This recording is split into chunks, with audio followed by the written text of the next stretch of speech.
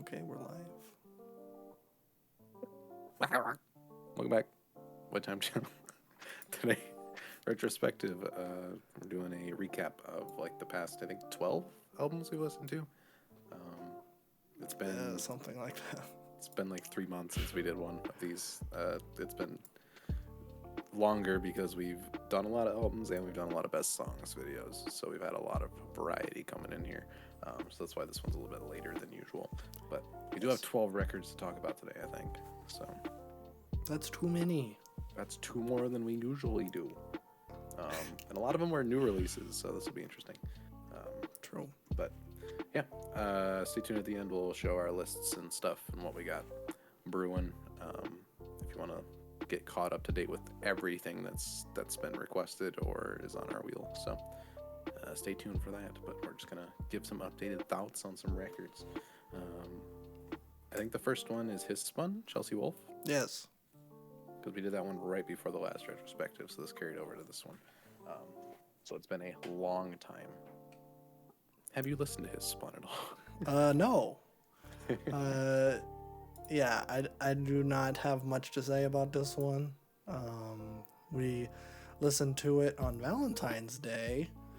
That was when we recorded that episode. Very fitting. I don't know why we were recording that on Valentine's Day. We're both in relationships. Yeah, we're not very good. The bromance takes it's seniority. That's what it is. Oh, you don't understand. Valentine's Day falls on a The Tuesday. night for the That's a boys. recording That's the night day. we record.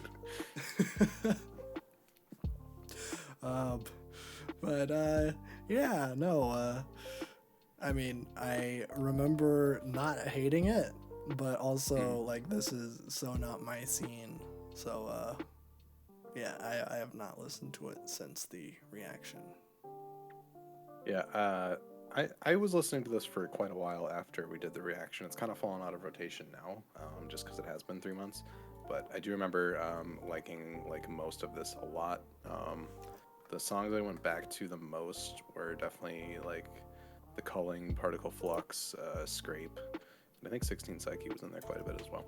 But yeah, really great record. I just love the kind of mixture of like more metal elements, but it's also still kind of not art poppy, but still kind of in that realm where the vocals are really fantastic. There's tons of atmosphere.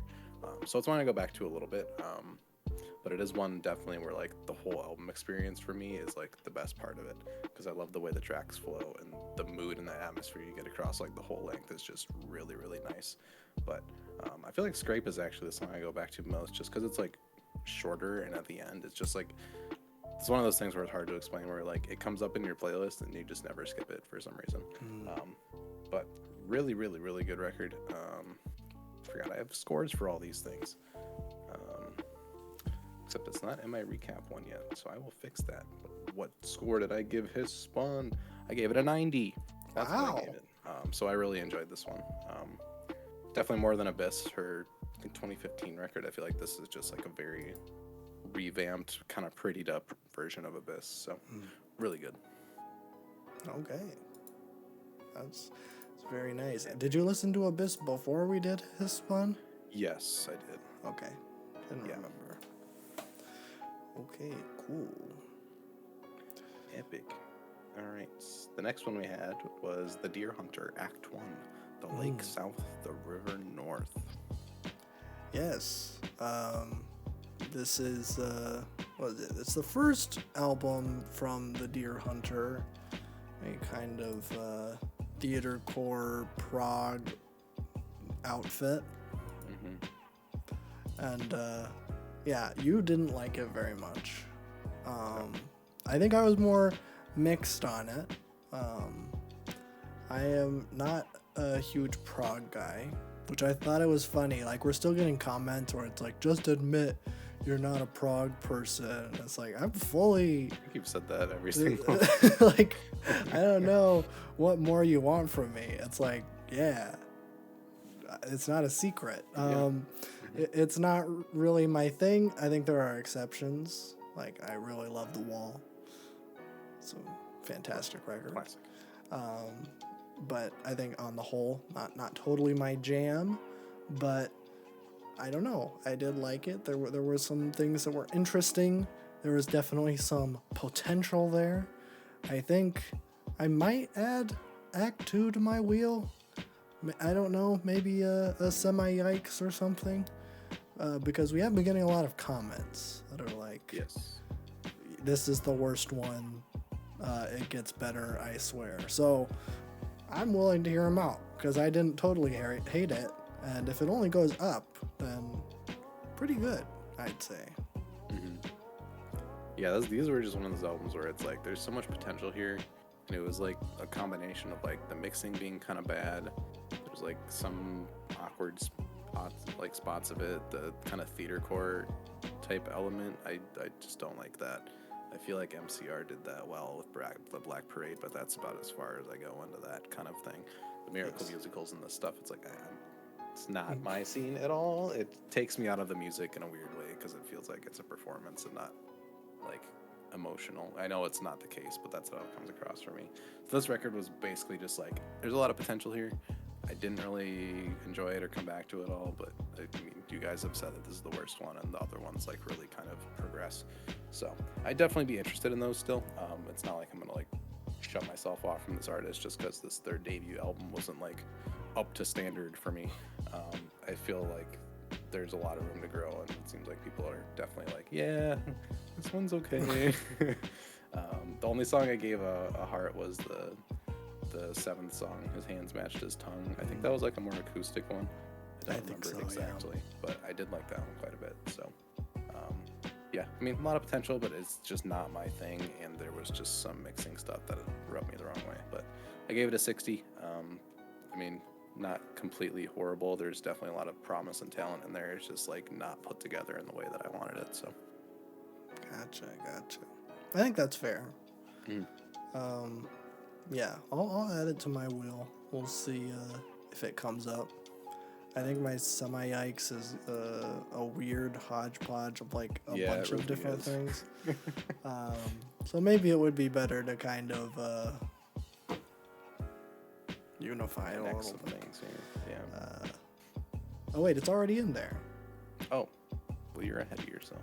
Fantastic. Okay, cool. So yeah, semi-yikes. Maybe it'll come up. I also have Emotion Heap in there. That's probably gonna come up first. But yeah, it's in there, and it's on the fan wheel too. So true.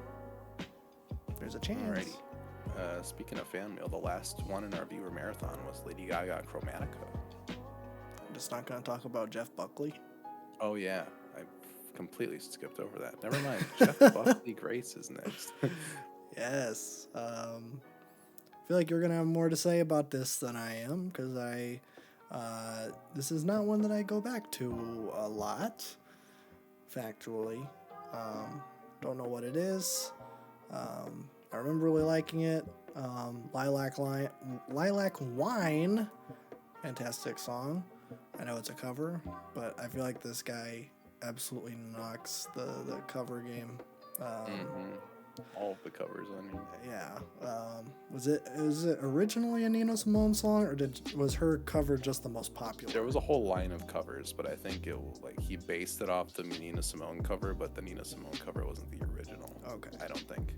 Okay. I think that was the timeline there. That sounds right. But yeah, so I think the two kind of standouts for me, Lilac Wine and of course Hallelujah. I mean, obviously, it's like one of the highest rated covers of all time, and I think that's for a pretty good reason. So, yeah. But yeah, I feel like it's impossible to do a song like Hallelujah justice, and he did it just because like it's either gonna sound so overplayed and like not worth the cover, or it's gonna be like perfect like that is. Right. There's no in between. Yes. But yeah, I do really love this album. It is really fantastic. I don't go back to it as much as I thought I would, just because like the songs I liked the most were the ones that were very depressing, so it's not ones that I go back to extremely frequently.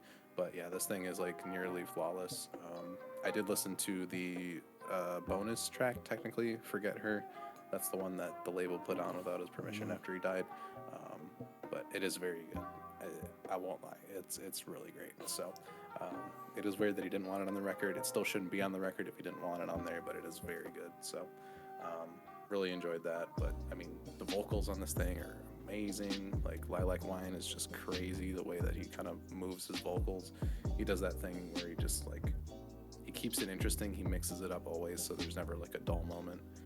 I feel like I have this issue with like Mariah Carey, where it's like her vocals are so perfect that I lose interest, and that's nothing against her. That's a personal thing, where it's like it's just so flawless that it's like hard for me to grasp on anything.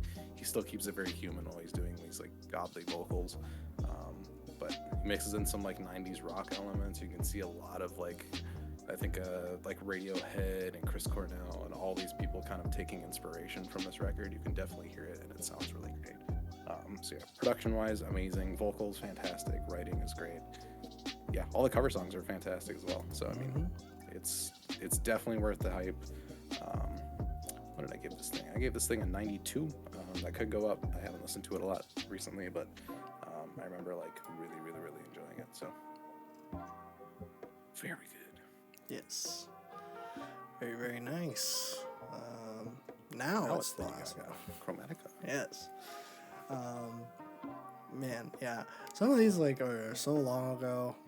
I mean, we recorded this one 3 months ago. I have the added benefit of having edited this video, so I do kind of remember it a little bit better because I listened to it twice in a row. But it's not totally my scene again. I'm not a huge Lady Gaga fan. But also, a lot of people said that this one they weren't feeling at all, and they were Lady Gaga fans in the comments of this one. I don't remember what record they wanted us to listen to. It was it Art Pop? Probably Art Pop. I feel like Art Pop's kind of her cult classic, even though she's very popular. But yeah, that's the one that everyone was suggesting, or Born This Way. I would be fine with doing another one, but yeah, I mean, I remember not hating it, but also I only added 4 songs to the winning playlist, and there's 16, so I don't know. Yeah, I feel like this was a pretty good like mainstream pop record.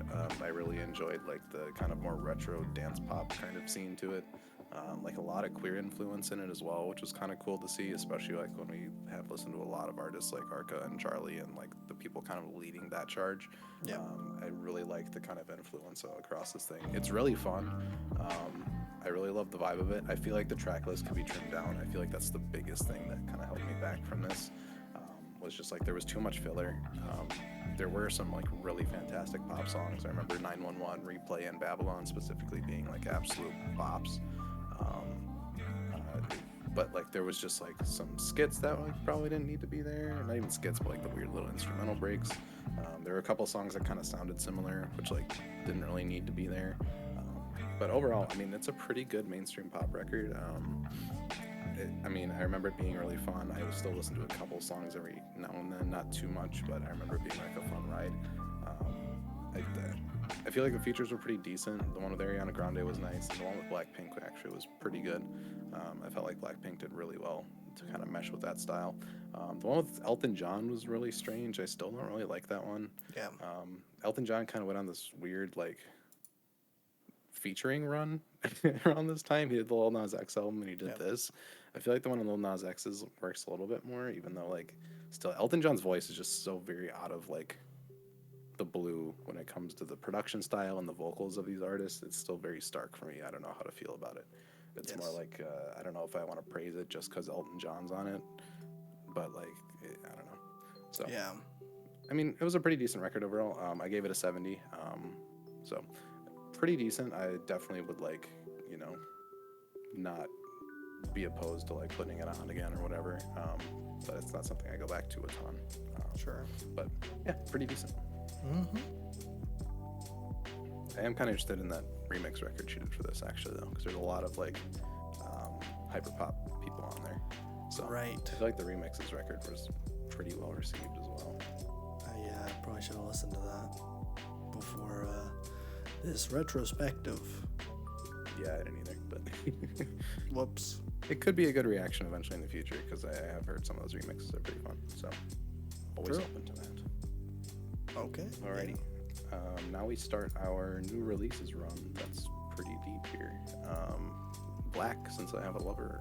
Yes, this was the first in the 3 new records we did that were like brand new. And then we did the Caroline Polachek, which didn't that come out this year? Semi-new. It came out in February, so we were still kind of... We were still, Not close to release date. Right. So we kind of did 4 in a row. But these 3 were like, they were all released within the span of 2 weeks. Mm-hmm. And yeah, I think of the, I'll even include Caroline Polachek. This is the weakest one of the 4. I have gone back to it a little bit. I think I even said this in a video. Like it's pretty good background music, and I don't mean that as like a bad thing necessarily, but because everything kind of sounds the same, it's just kind of a nice vibe to just kind of chill out to. Especially, I always forget. It's like this acoustic one that he did. Is it Decatur? I know Testify is acoustic. Is it Testify? I feel like there's another one. Maybe Decatur was... It's like has like some Latin fusion to it, I remember. I think it's Testify. Might be Testify, I'm not sure. But I remember being blown away from that song, and going back to it, it's still really, really good. Yeah. Well, I don't think I would ever sit down and listen to it again all the way through, because it is way too bloated. Yeah. But, yeah. Yeah, I feel like Black still has not found the way to go about solo releases yet. Free Black was pretty good. East Atlanta Love Letter was pretty decent. It's just like this thing's way too bloated. A lot of the songs kind of blend together. I like his low-key vibe, but like when you do it across 19 songs, there was really nothing that jumps out at you. It was kind of a chore to get through, honestly. Yeah. Like a lot of it sounded the same. Like it was a cool, chill vibe, but like when we're supposed to like talk about these things and like we're like, oh, I like this, and then like 7 songs in, we were like, oh, yeah, these all sound the same. There's a couple highlights. I really like Testify and Decatur. I remember Spirited Away being pretty good as well. But this would have been a good record if you reduce it to like 10 songs maybe. Yes. Like the really good thing about his like 6-piece hot EP was that it's short, it's concise, and all the songs have a staying power. Like I really enjoyed that record quite a bit. It might be like my favorite Black project, even though it's like very short. But it's punchy, it's to the point, and it's like got that really nice kind of catchy feel that really matches his vibe with like the more nocturnal kind of production. But I feel like this one was kind of dead on arrival. Not a lot of people talked about it. It wasn't really like a thing that was brought up, like except for 12 hours after release, pretty much. Right. There's some good ideas here, but it's just like kind of you could not like ask me about any song on this album like minus Testify and Decatur and expect me to tell you what it sounds like. Right. So it's just not very memorable. I gave it a 65. I could probably put that lower, honestly, but there were a couple songs where I'm like, yeah, that's pretty good.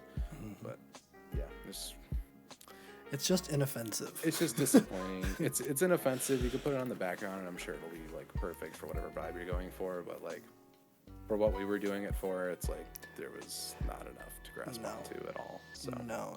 It did not fit our format at all. No. But the next record, yes, that fit our Staring the format Hose, perfectly. JPEGMAFIA and Danny Brown. I really like this one. Although I think I like the boygenius one a little bit more. I go back to the boygenius one more, but man, this one's just a whole lot of fun. I go back to this one quite a bit. But again, like, I don't think I could tell you what a single track sounds like, because every time I listen to it, I listen to the whole record. And again, I have it on as I'm doing something else. But it's great because it gets you pumped up. And it brings the energy. It's like the exact opposite of Black. So it was kind of whiplash going from Black to JPEGMAFIA within I think we recorded that a couple days apart. So yeah, but man, this one's great. I like this one a lot. Yeah, I think we bumped this one up because I was so disappointed with the Black album. I'm like, I need this in my life sooner rather than later. But yeah, this record's super fun. Definitely exactly what I was expecting when these two said there was a collab coming. Super innovative. Every song sounds very distinctively different. It's just chaotic. It's insane. It's off the wall. It's cool hearing Peggy in a less kind of prettied up, spotless production, and a more lo-fi. I think he used a vintage kind of drum machine looper thingy to make this album, which was really cool. You could definitely kind of feel more retro, scrapbooky kind of vibe, which was cool. I feel like Danny Brown does get kind of muddied in a couple of these songs just because the mix is so harsh in his voice. He recently had a feature on the new Billy Woods record, and I forgot how good Danny Brown can sound when you treat his vocals proper. So a couple of his vocals on this record are harsh, but that's not really anything against it because the whole record is pretty harsh. Yeah. You know what you're getting when you put this thing on. I've really come back to Step a Pig a lot. That's one in the reaction we were both yeah, that's cool, but I like the first one more or whatever. But Step a Pig is stayed with me quite a bit. I love that song. But I feel like the only ones I don't go back to are God Loves You and Heaven on Earth. Those are the only ones I don't go back to for whatever reason. But every other song on this record is so good. Yeah, the energy's there. Perfect is pretty perfect in my mind. I really like the Garbage Pail Kids in the initial reaction. That's not one of my favorites now, but it still goes really hard. So yeah, really good effort from these two. I'm hoping there's more collabs in the future, just because they do fit each other pretty well.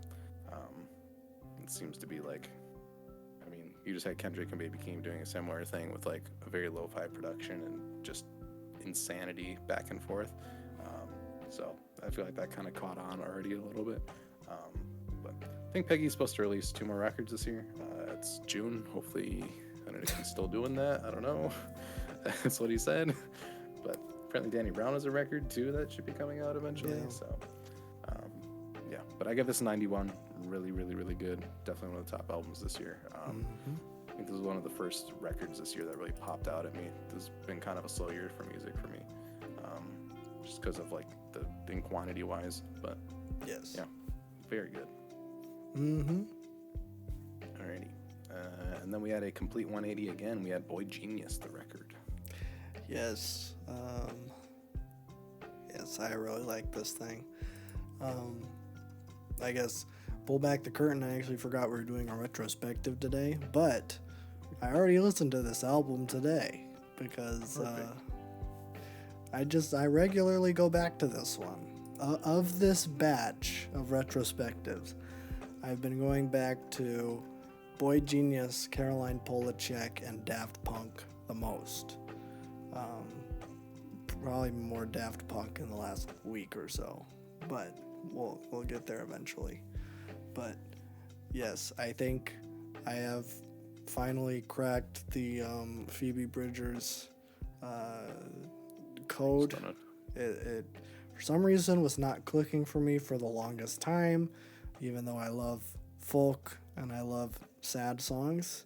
So it feels like that this should have been it should have been a match made in heaven, but for some reason it was just I don't know.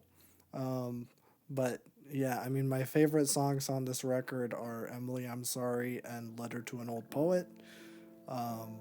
I mean, Letter to an Old Poet is maybe one of the best song, closers ever. Yeah. It's so good. Yeah. And I mean, True Blue, I think that kind of grew on me a little bit more.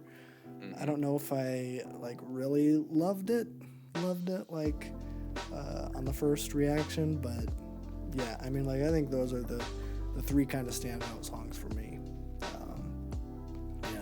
Fantastic stuff. Yeah, I feel like you haven't truly experienced this record unless you listen to it in the dark at 2 a.m. I did that, and then the record was ooh, this is even better than I originally thought it was.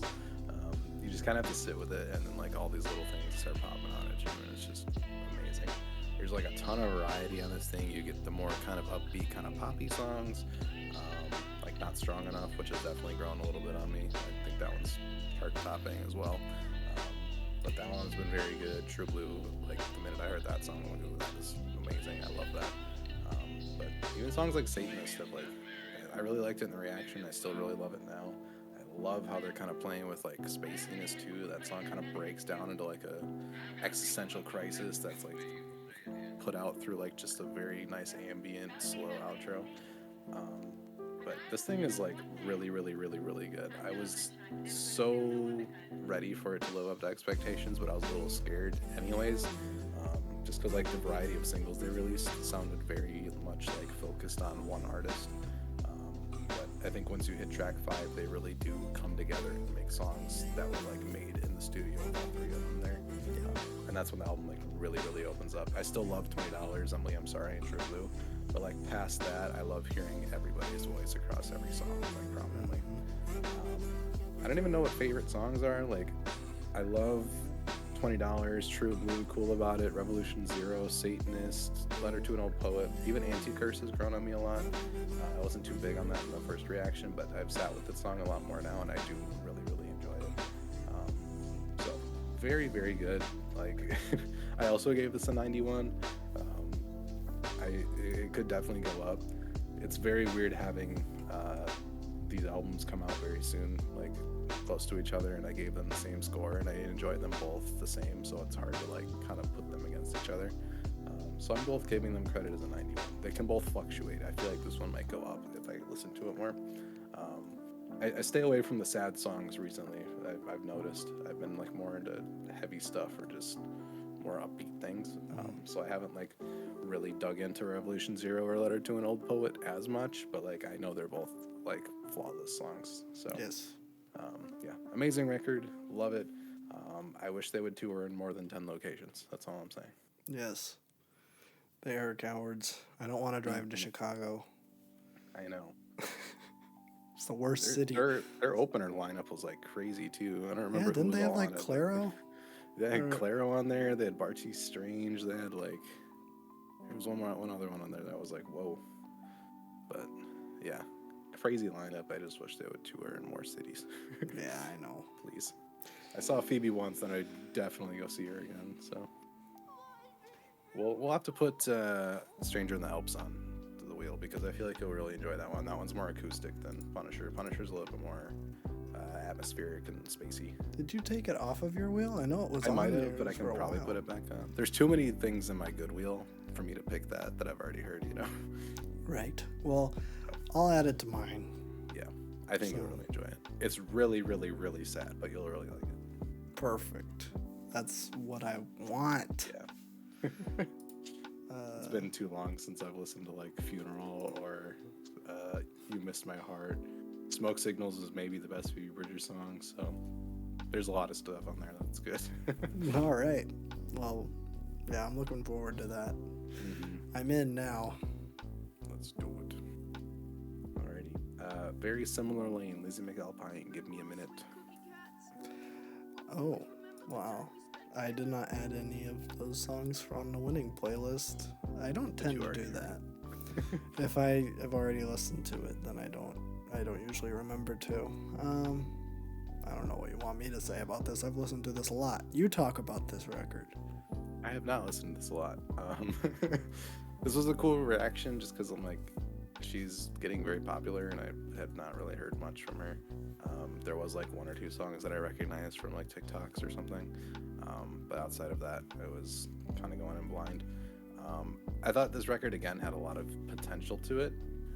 I felt like I was very kind of nitpicky in the reaction video, but that is mainly just because like when I hear someone like with this much talent, it's weird to hear them kind of like taking a lot of inspiration from people like Billie Eilish and stuff, just when, you know, I was hoping she would break out of it a little bit more, which sounds like she did on her new record. But yes. I still enjoyed it. It's not something I'm going to go back to just because like the artist that it reminded me of, I would rather go to them than her. But there was still a lot of good stuff on this record. It's still a good vibe. I still like Where Do I Go, Means Something, Pancakes for Dinner. Those are all pretty good. Headstones, Landmines, the closer was pretty good as well. Yeah. So I give this one a 71. Kind of interested in her new one. I feel like I'm going to like that more. I think just so. because I wanted her to break out of that box that I've heard from a lot of her contemporaries in this space. So, but pretty decent. Yeah, I might add that one to my wheel too. So I think you're gonna like it. It's also way more popular, so I think you guys are gonna like it too. YouTuber brain. Exactly right. Speaking of liking things, Caroline Polachek, Desire I Want to Turn Into You. Oh boy, this was a semi-yikes turned one of my favorite albums from this batch. No, this is good. No, it was good. Yeah, no, I loved it. Yeah, especially the first 4 tracks, I would say. It's like an insane run. Her vocals are insane. Like, the more I listen to it, the more I'm like, holy crap, how does she do all this stuff? Especially with all the people in the comments being like, no, there's no auto-tune. She's just doing that. She's like, just doing it. This is like, she's using some sort of yodeling technique. I'm like, oh, wow, okay. Well, that's way more impressive than what I was thinking. Even though it's still cool if she was doing that with auto-tune, it's just hard to make her voice do that, I guess. But yeah, like, I think Sunset may be my favorite song on here. But you know me, I'm a sucker for Latin fusion type stuff. Give me a Spanish guitar any day and I'll be a happy little boy. So yeah, that one. Bunny is a Rider, also fantastic. I have not bought the underwear yet. If this video gets 50 million views, then I will buy the underwear. And I get 50,000 and you got a deal. Okay, 50,000. It's more achievable. It's still not achievable. But if this retrospective video gets 50,000 views, I will buy the underwear and post a picture on the community tab and Twitter of me wearing it. So let's go. That's contractually binding.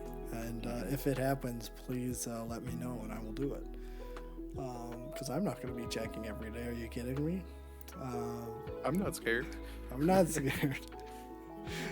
Hey, I'll do it. It's just I won't remember. So, yeah, no, I really like that one. And also the Grimes song. Even though I don't really like Grimes, like, oh, I kind of like the song though. She's kind of in and out in the first like 20 seconds, so it's not. Well, isn't she in like the round thing at the end? She is, but like that's good. Yeah, it's true. Yeah, no, I really like this one a lot. Yeah, no, this album's fantastic.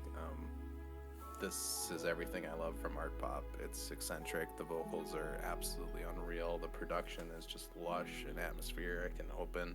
I love the variety on this record. It's a very good summer album, but it's not like overtly a summer album.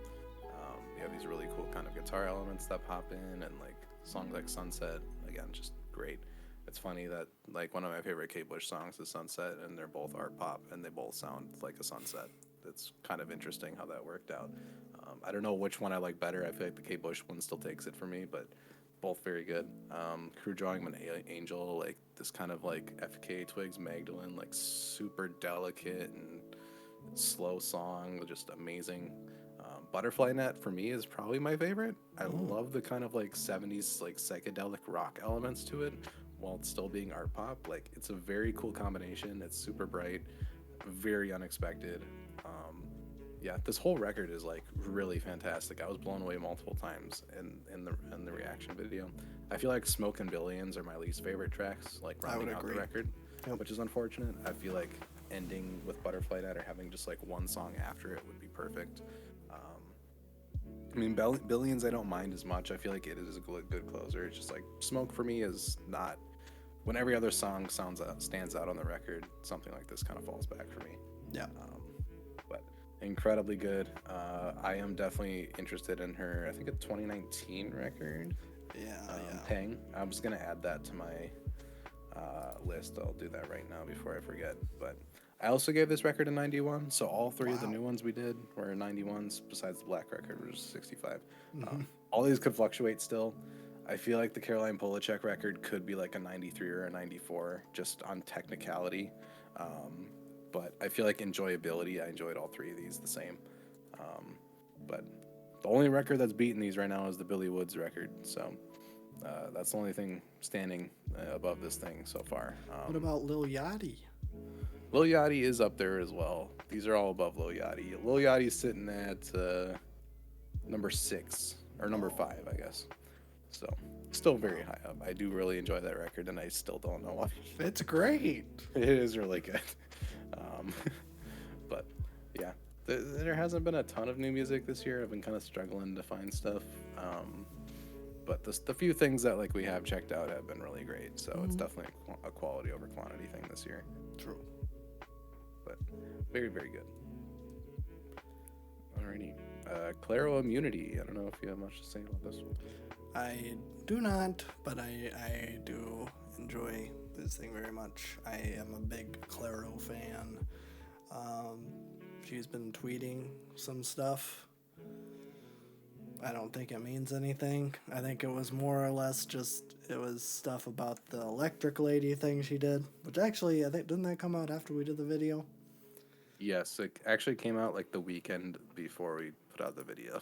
Oh, okay, it was, great. Like, really weird timing. But that's a very, those sessions are great. Like, yes. It's mostly non-immunity songs, but like, there's one still fantastic. Yeah, there is one. Which I do, yeah. I mean, I would say check those out. It's worth it.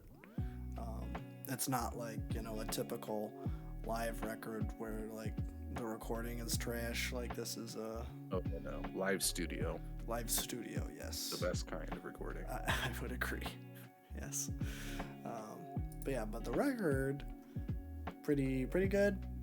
I know this is by far her most popular thing, but I'm a sling boy through and through.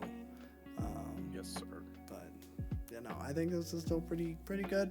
Like I wouldn't ask you, and I know unpopular opinion. I really like Closer to You.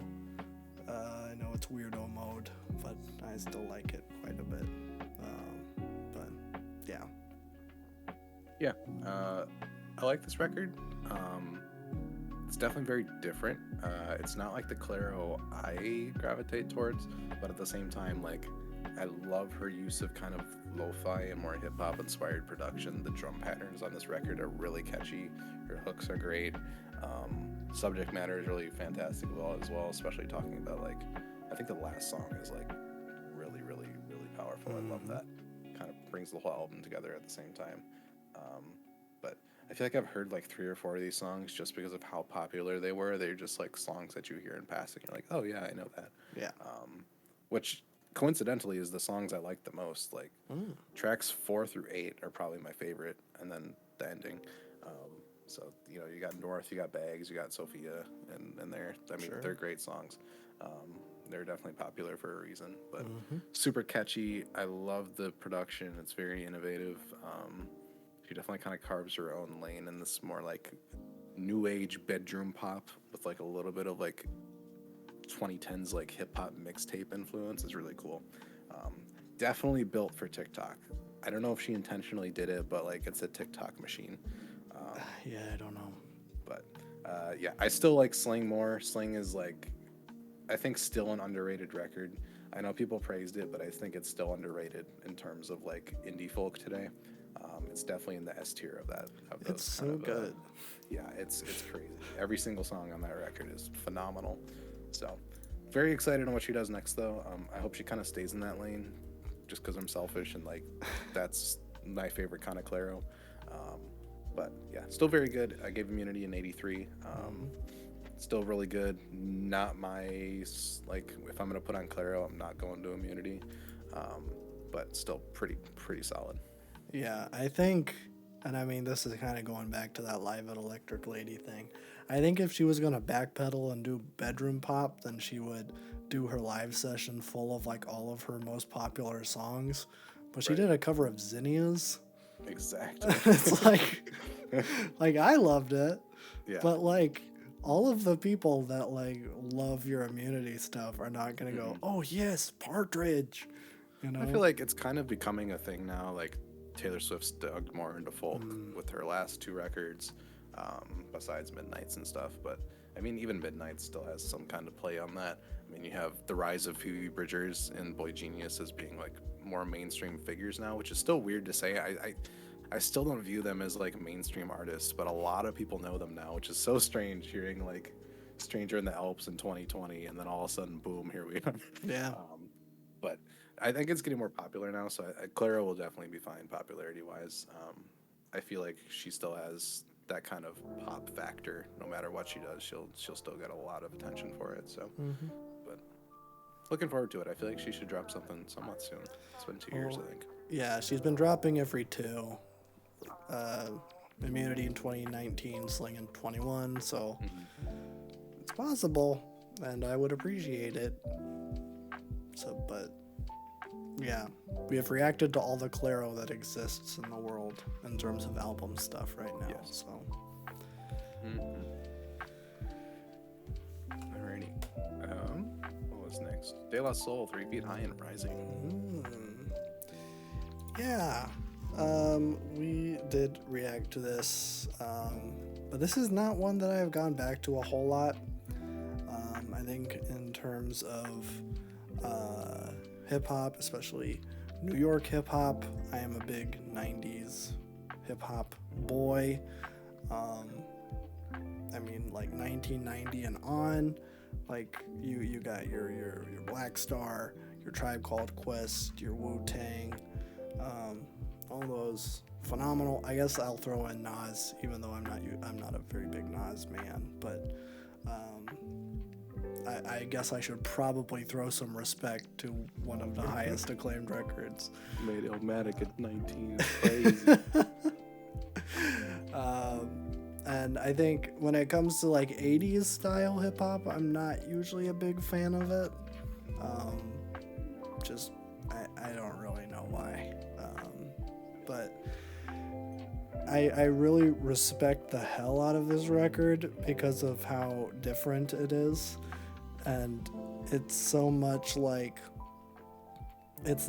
so much of like what hip hop isn't these days, where it's like, oh, you know, we're the best and we're gonna do something epic here. I'm a super cool guy. It's just like, nah, we're 3 dudes and we're best friends and you'll never be able to tear our friendship apart because we're super tight like that.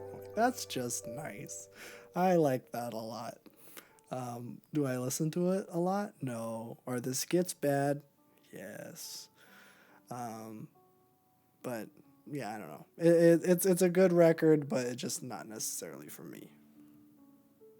Yeah, I kind of have the same way where it's like, this isn't one I'm going to go back and listen to, but it's definitely like a big piece of hip hop history that I like has never been able to listen to until now. The sampling and the production is like next level. All the different samples and things brought in, all put through a drum machine, like very before computers like were big for music making. It's like, here's a drum machine, here's a whole bunch of sample loops. Like, it's really great. There's tons of variety in the songs. The writing is super fun. It does have that more 80s style hip hop, like rapping style, which is a little bit more slow paced, kind of straightforward, which is fine for this record because, I mean, the production picks up with it, but it's not something I'm going to turn on just because that does sound pretty dated still. But subject matter is fantastic. Most of the skits were pretty good. There were a couple who were like, didn't need to be there or were over the top. But I think overall, like, even for it being an hour and 3 minutes, I think it filled its time really well. I especially love the pocket where like Q-Tip and the Jungle Brothers started coming in and contributing like near the end. Yeah. It's very rare to like have a record of 23 songs in like over an hour and it like keeps your attention all the way through. So definitely deserves all the praise it gets. Like it is definitely a classic. It's just one of those things where like you respect it and you view it like from afar, but it's not something I'm gonna put on every day just because it does sound so implanted in that area. And just the styles that they use are very outdated. which is not a bad thing again. But I mean, production-wise, like I would still listen to stuff with production like that. It was jazzy, it was groovy, the loops were great, the drums were amazing. So yeah, I gave it a 90. I could probably boost that up a little bit when I listen to it again, but that was my initial kind of thoughts on it. Nice. All right, I think we're up to the last one. Daft Punk, Random Access Memories. I really like this one a lot. I mean, I've only had 2 weeks to listen to it, but it has been my go-to driving record on these hot, sweltering summer days. It has fit right in. Yeah, I really, really like this thing. I think, especially the like first 5 songs, I'm gonna say, phenomenal run. Love that. I'm not and this might be an unpopular opinion. I'm not a super big fan of the mega hits here. Lose Yourself to Dance or Get Lucky, I think they're okay. They're not my go-to songs here. Interestingly enough, my go-to song has been Beyond. Don't ask me why. I don't know. I just really like it. I've just been like in the car, like in my commute to and from work, just replaying that song 2 or 3 times until I get there, and then it stays in my head the entire day. And maybe that's a bad thing, but yeah. I was super into Doing It Right, and then now I'm super into Beyond. So I don't know. Sign of a good album. Exactly. One addiction at a time. Just one song at a time. I'm getting to really like it. So yeah, it's phenomenal, and it's kind of sad that they aren't making a new record, but talk about going out on top. It's like the best way to career right here. Yeah. Yeah, modern day classic, phenomenal, near flawless. Yeah, I mean, every single song was at least great. Like, Get Lucky is my least favorite, and it's still a really good song. But I mean, man, the production is just flawless. I said this in the reaction, but like every time I listen, I'm just so blown away by like how intricate and how much it feels like they were tracing over every single second of this record, making sure everything was perfect and in place. It just sounds like too good to be like a record made by humans. It was just like everything's placed exactly perfect. The flow of it is amazing. I love the funk and soul elements of it. You bring in like the Giorgio by Morodo, where you get like all the old stylings and bringing into the new, as like you're hearing the story of how like techno and disco started, and they're bringing in these different elements, and just there's orchestras, there's like heavy guitars. It's got everything. I love Lose Yourself to Dance. Don't know why, but I feel like Pharrell just kills it on that song more than Get Lucky. It's just infectious. But yeah, near flawless record. Amazing. I feel like The Game of Love too was one where it's just like, once I listened to it in like good studio headphones, like every single little pluck of that beat just like tickles your brain exactly the way you want it to. It's really great. Yeah. But yeah, amazing. Deserves all the praise it gets. It's one of those rare records in your lifetime where it's like, this is like near flawless. It's popular. It has all the acclaim. Like everybody just knows this is like one of the best records of the century. So I gave it a 96. I could probably bring that higher once I listen to it again. But yeah, insane. So Yes. Indeed. Yeah, I'd be interested to do Discovery and what was the other one? I always forget the name of that one. The first one they did. Yeah, Homework. That's what it was. But yeah, I'd be very interested in doing Discovery. I've heard Alive 2007 is also incredibly good, but that might be a little bit long for a reaction. But yeah, I'd be interested in Discovery because I know that they have a pretty consistent discography. So yeah. Very good. I'd be interested in that too. Mm-hmm. So yeah. And we just did Cocktail Twins Treasure. That'll be in the next retrospective, but just know that record is amazing. I've been listening to it like nearly every day. So it's very good. My thoughts have definitely grown in a more positive direction than they already were in the reaction. Which we were both very positive. We were already overly positive in that video. So yes. But we'll give more updated thoughts, and we'll probably honestly not be listening to it in 3 months when we do the next retrospective. But we'll talk about it more then. Yeah, we'll see how long the next one. If it stays that long, then it deserves it for sure. No. True. But yeah. Yeah. But yeah, those are all the records we are talking about. I think next week is Sufjan. So, All Delighted People. I think that's the EP that's an hour long. I think that this is one of the first 10 suggestions we got. Getting one of those knocked out, Fan Wheel, but it is one that I picked and added to mine. So I guess while we're here, there's our lists. We do pull up our own lists every week when we pick what we're gonna do next week. But we got our wheels, we got Bab Jab's wheel, and we got the Fan Wheel, which is going to be pretty hard to read. But there's a lot on there. We'll never get to them all, but we'll try. No. Every time we do one of these retrospectives, that's always the hardest thing. Is trying to make those legible. But you're gonna have to pause and get out a magnifying glass because we have so many entries on there.